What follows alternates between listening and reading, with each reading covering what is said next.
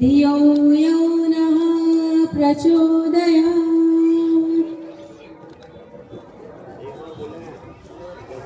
परम पूज्य हमारे शंकराचार्य जी श्री नरेंद्रानंद सरस्वती जी महाराज के चरणों में वंदन करते हुए, जगत गुरु जी आपके चरणों में भी नमन वंदन है। मंचासी हमारे सभी संत बंधुओं के चरणों में नमन वंदन स्वीकार हो।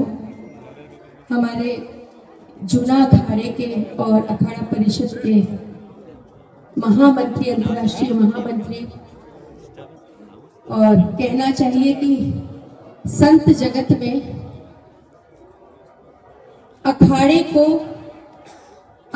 के सही रूप में संचालित करने में, मार्ग प्रशस्त करने के लिए महायोगी, महासंग्रामी, अत्यंत संघर्षरत और कार्यरत, बिना मोह के हमारे परम पूज्य श्री हरिगिरी जी महाराज जी के चरणों में नमन वंदन करते हुए, हमारे दुधेश्वर महादेव के महामंडलेश्वर जी हैं, आप भी प्रवक्ता है जूना अखाड़े के, और आपने एनसीआर को संभाला हुआ है, संघर्ष भी कर रहे हैं, मार्गदर्शन भी कर रहे हैं और दिन रात लगे रहते हैं। आपके चरणों में नमन वंदन है।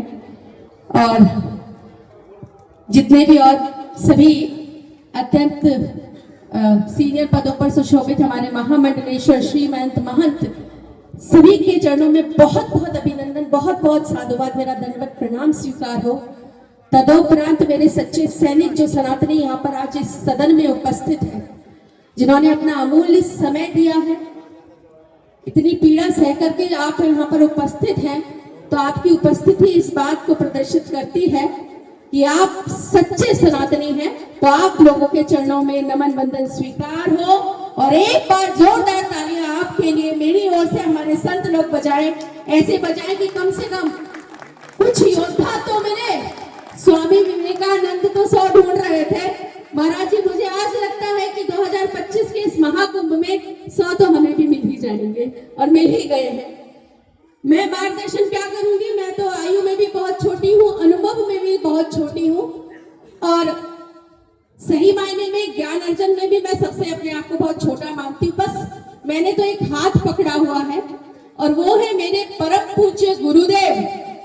एक ही शेर है भारतवर्ष का, एक ही सैनिक है, एक ही असली संत है। मेरी नजरों में ये मेरे व्यक्तिगत विचार है, जिसको आपत्ति होती रहे, और एक ही व्यक्ति जो पूजनीय है, महामंडलेश्वर यदि नरसिंहानंद जी के चरणों में नमन वंदन करती हूँ।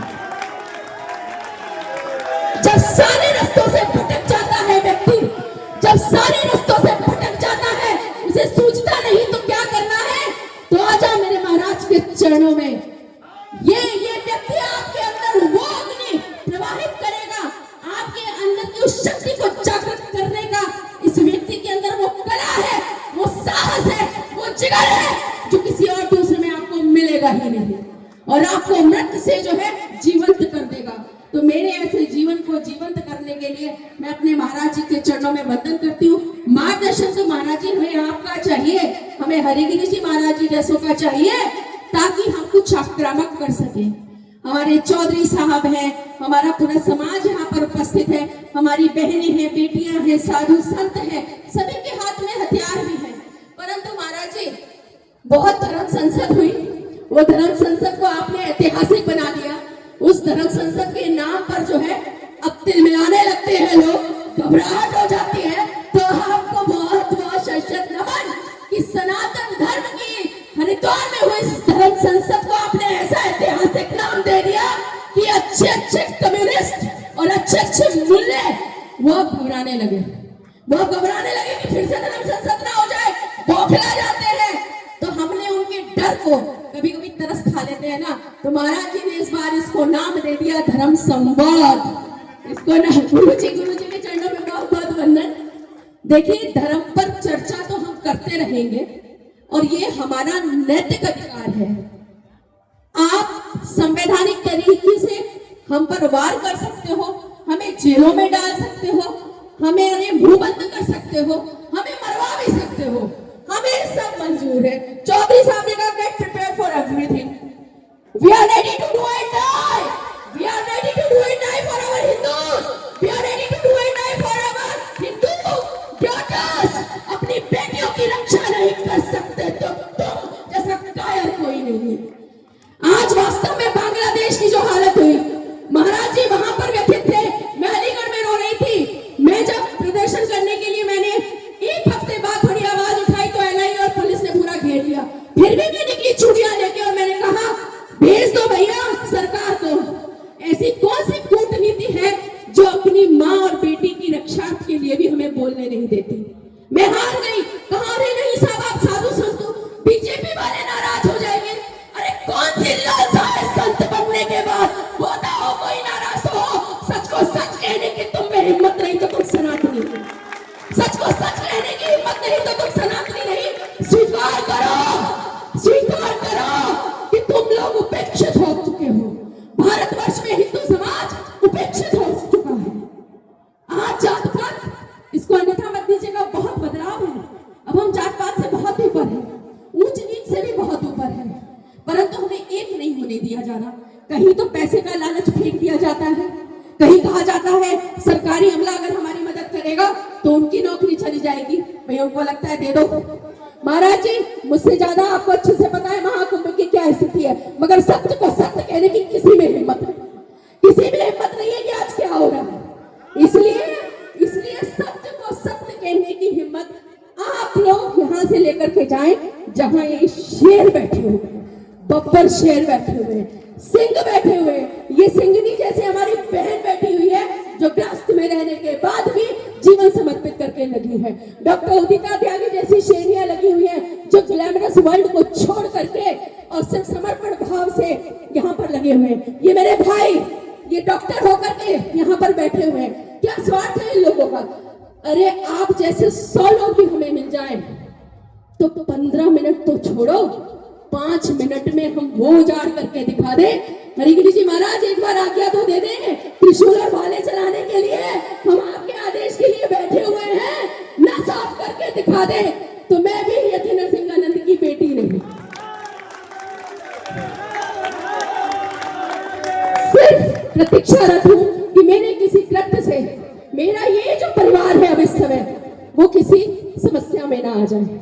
मैं कोई ना समझी ऐसी ना कर बैठूं, बस इतनी प्रतीक्षारत हूं महाराज जी।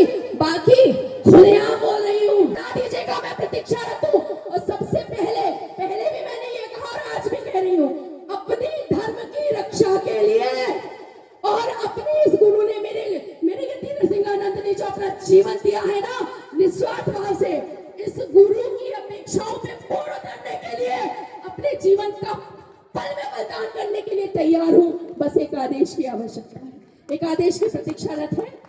मार्गदर्शन, चर्चाएं, समस्याएं सब वही है, लेकिन प्रण क्या लेके जाना है कि इस धर्म संवाद की इस बैठक से धर्म संग्राम के लिए तैयार हो जाओ, धर्म संग्राम के लिए तैयार हो जाओ।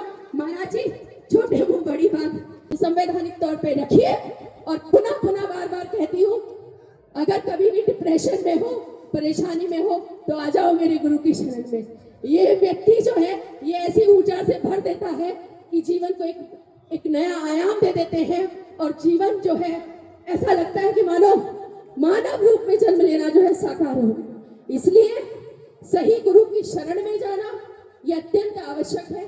और आप लोग बहुत भाग्यशाली हैं कि मंचा सिंह, परम पूज्य हरिगिरी जी बापू जैसे, परम पूज्य नारायण गिरी जी जैसे, हमारी महामंडलेश्वर यहाँ पर महिला आदिशक्ति जो संत बैठे हैं, ये जो संत आप देख रहे हैं, और मेरे हीरो, मेरे कहना चाहिए आइडियल यदि नरसिंहानंद जी महाराज और शंकराचार्य जी यहाँ पर उपस्थित हैं। इनके शरण में आ जाओ, भाग्यशाली हो और कुछ बन जाओ। जरूरी नहीं कि भगवा ओढ़ो, बिना भगवा ओढ़े भी मेरी बेटियां जो है शस्त्र रखने लगे। आज के बाद प्रण लेके जाए कि तुम्हारी तरफ कोई भी आंख अगर उठा के देखे तो तुम उसकी आंखें नोचो।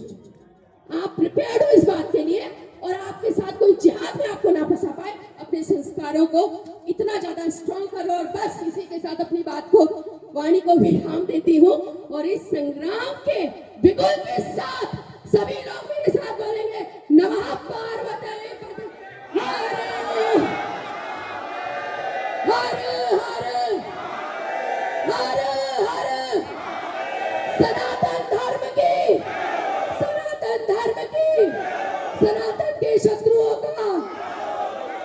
सनातन के शत्रुओं का, सनातन के मानने वालों में, सनातन के मानने वालों में भारत माता की जय।